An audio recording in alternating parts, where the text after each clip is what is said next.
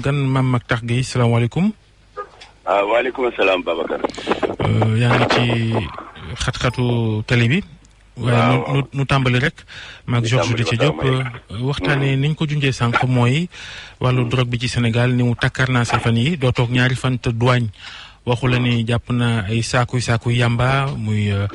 Tambacounda mbaa Kédougou mbaa Kaolack ak feneen. port bu Ndakaaru itam fan yi mi ngi toj ndax xeetu drogue bu fort boobu ñu naan cocaïne liñ ci jàpp bëri na boo ko xaymaa ci ay milliards xaalisu CFA. li ci gën a doy waar itam drogue boobu ñuy jàpp ci port dañ naan la jàpp nañ nangam waaye balaa ngoon ñu la sàccaat nañ ci nangam.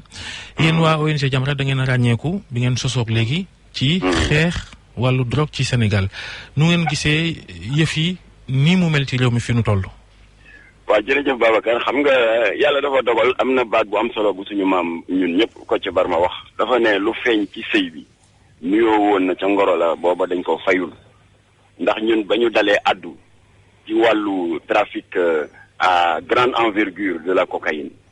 c'était à l'occasion du scandale qui avait secoué la police en 2013 xam nga dafa mettroon en scène deux narcotrafiquants nigériens mu di John Hobby ak Austin ñoom ñu def ay révélations très graves wax ni te am na de hauts officiers de l'OCRTIS l'organe central de lutte contre le trafic de drogue yoo xam ne dajji nañu des scellés judiciaires de cocaïne qui avaient été saisis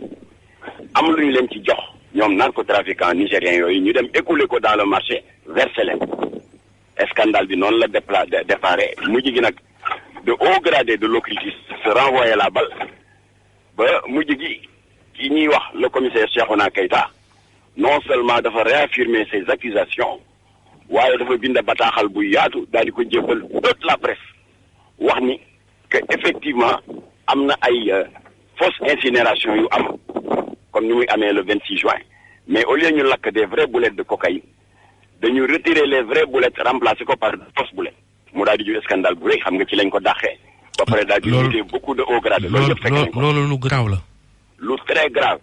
boo gisoon nag Jamra yëkkati woon kàddu ñaxtu bu rëy a rëy à travers une conférence de presse c'est parce que ñun dañu tàmm état bi di ñu invité à des séances d'incinération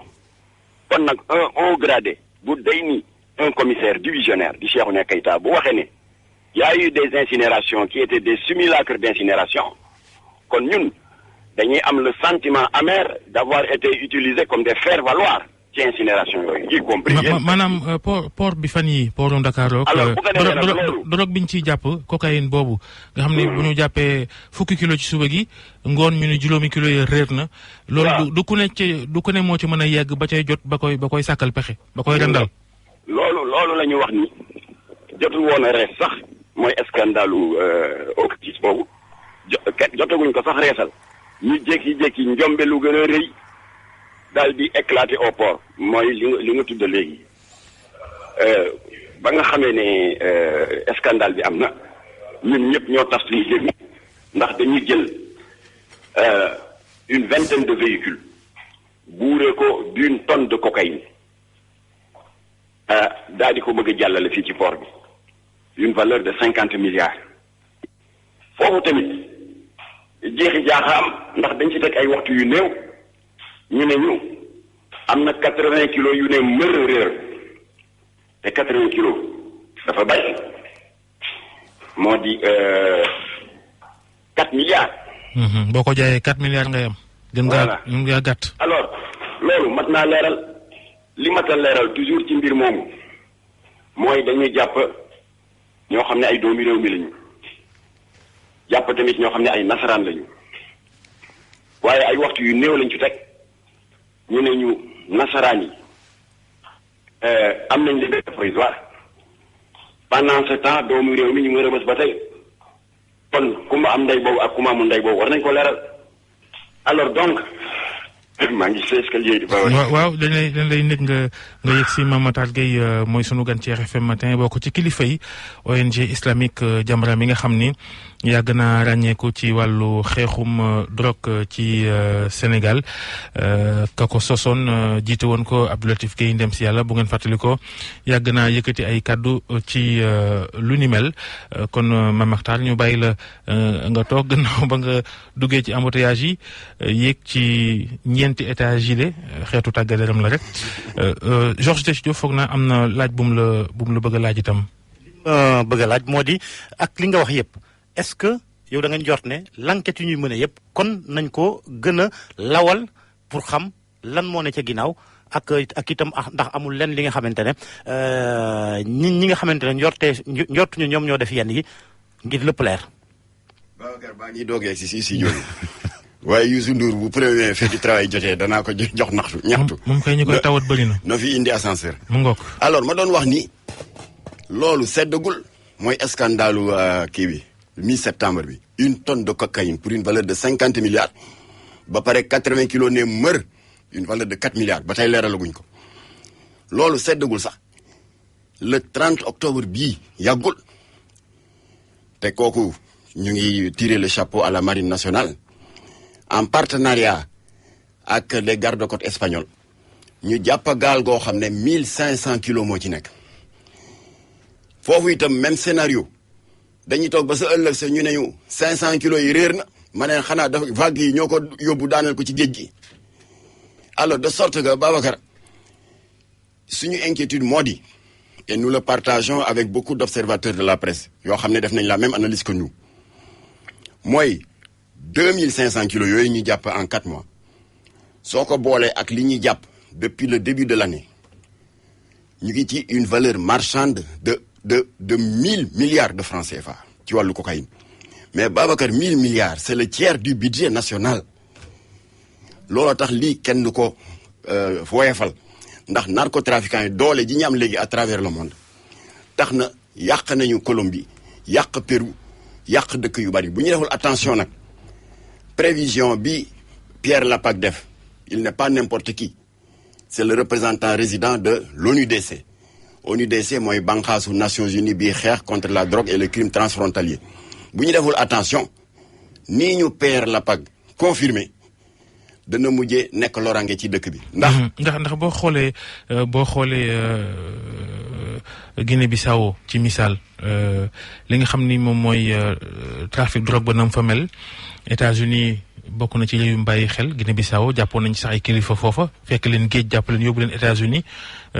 parce que dañoo jàpp ni xaalisu drogue boobu bokk na ci li mën a financer wàllu terrorisme ak ñoom seen loraange yi daal mën naa jéggi dayoo lool. dëgg la parce que avant Pierre Lapac di wax loolu le représentant résident de l'ONUDC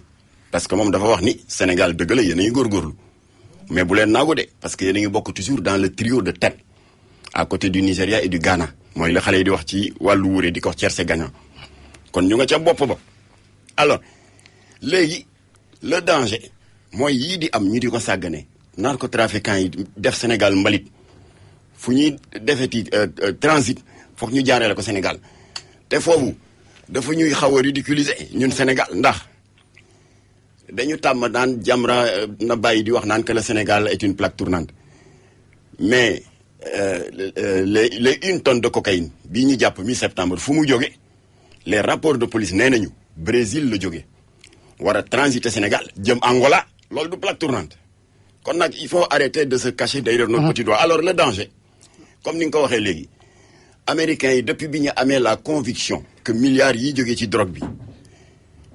am na ci une partie qui sert à financer le terrorisme international ñoom dañu jël la ferme résolution que état bu wonati yaafus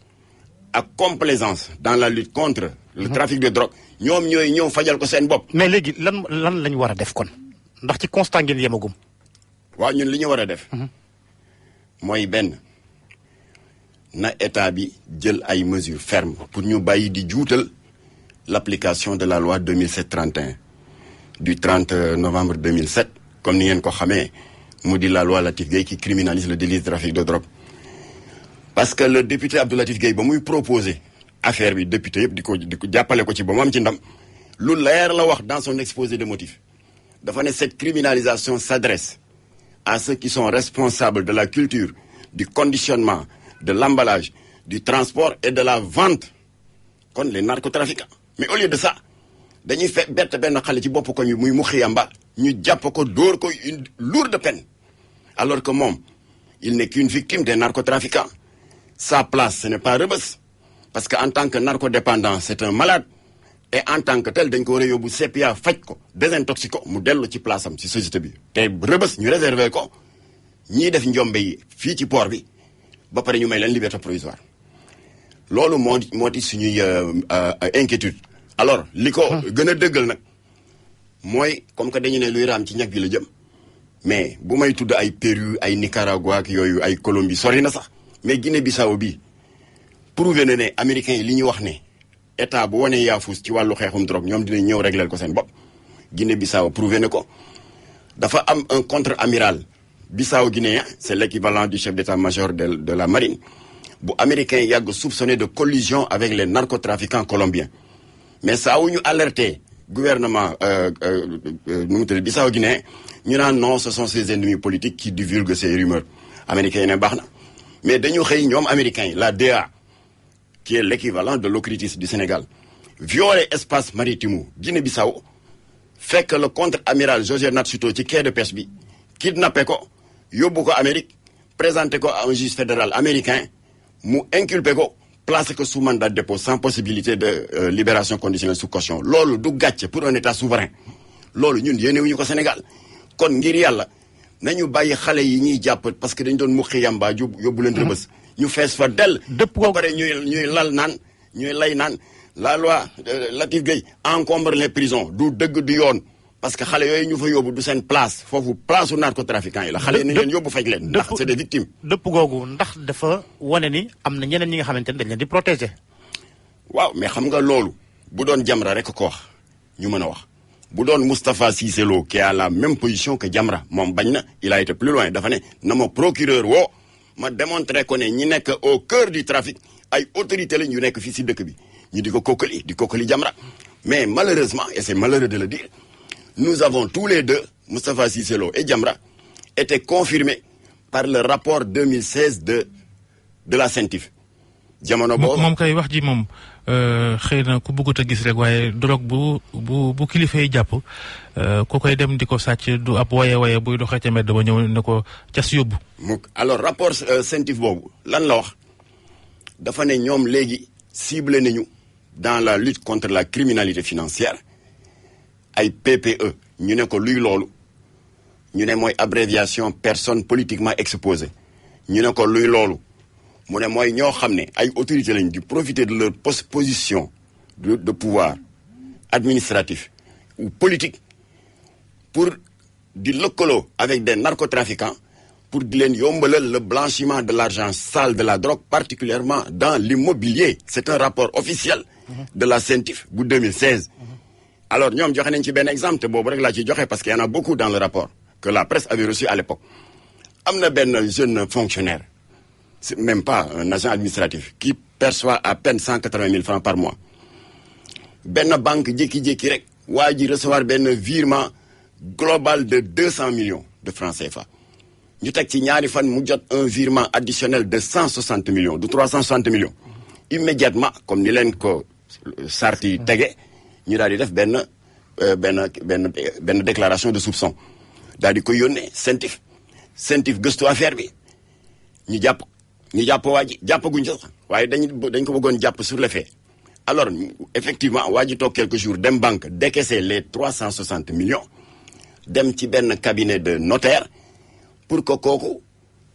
utal ko benn immeuble fii ci VDN bi ci la ñu jàppee waa ji nag finalement il a avoué que moom dañ ko utiliser comme prête-nom pour recycler de l'argent de la cocaïne dans l'immobilier loolu CENTIF moo ko wax kon nag ñu ngi ñaan état bi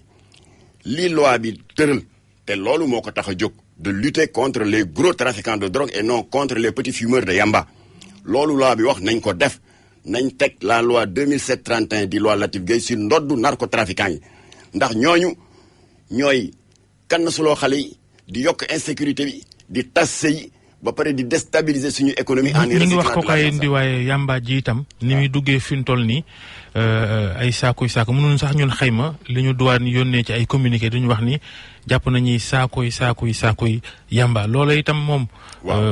yéen mbootaay gi nga xam ne ràññeeku ngeen ci xeex ko nu ngeen ko gisee ak ban taxawaay ngeen ci am. gis nga Babacar il faut aussi reconnaître que yooyu ñu jàpp yëpp ak yi ñu junj yëpp ci port bi te mu nekk depuis janvier une valeur de 1000 milliards de francs CFA en valeur marchande il faut reconnaître que c'est la partie visible de l'iceberg parce que li jot a rëcc dugg kenn xamul ñaata la moo tax c'est l'occasion ñu rendre hommage à nos forces de sécurité police gendarmerie douane agents et eaux et forêts ndax ñun pendant que yow Babacar ak Georges ñu ngi dem di tëddi di nelaw à l'aise en sécurité ñoom ñu ngi ci mbedd mi def filature di risquer leur vie moo tax Jamra ngi réitérer sa revendication il faut les protéger contre la corruption moo tax du ñu tàyyi mukk di citer le cas du commissaire Mamadou Bopp bu Tëngéej ba mu arrêté benn camion de 250 kilos de cannabis bu jógee Mali convoyeur bi un narcotrafiquant corrupteur 2 millions la ko yëkkati jox ko ne ko daal boo ma bàyyee ma dem rek ñu jox la lii. mu jël 2 millions waa ji ne ko. bi mu demee ba am ci ay preuves mu ne ko yow non seulement yoon dana la teg ay daan pour le trafic de drogue mais dinañ la teg. dafa jël 2 millions yi pour am preuve. voilà dinañ la teg deuxième daan pour tentative de corruption d'un officier de police dans l'exercice de ses fonctions te bu ko neexoon jël 2 millions yi dem fa ci ay soxlam fa ay borom kon nag ñun ñu ngi waxaat état bi milliards yi di romb sous le nez des forces de sécurité bu état bi jël daan yi ñuy teg narcotrafiquants yi parce que la loi 2007-31 indépendamment des sanctions privatives de liberté dafa am un volet sanction financière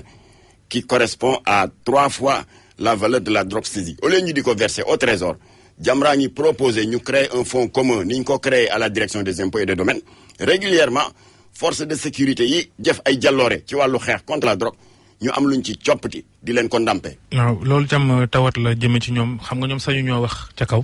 waaye tawat la ci seen biir ne li ñuy daj ci wàllu jàppum drogue bi te furaas da ngay gis yeneen fonctionnaire ci yeneen i fànn di ami ndàmpaay yu ni mel te ñoom duñu laal. jërëjëf Mame Matar Gueye jërëjëf Georges Diop waxtu weenu dàpp gërëm mbokk yi ñu topp ci suuf ak léegi ci RFM matin ci TFM ak RFM yéen doog jàmm.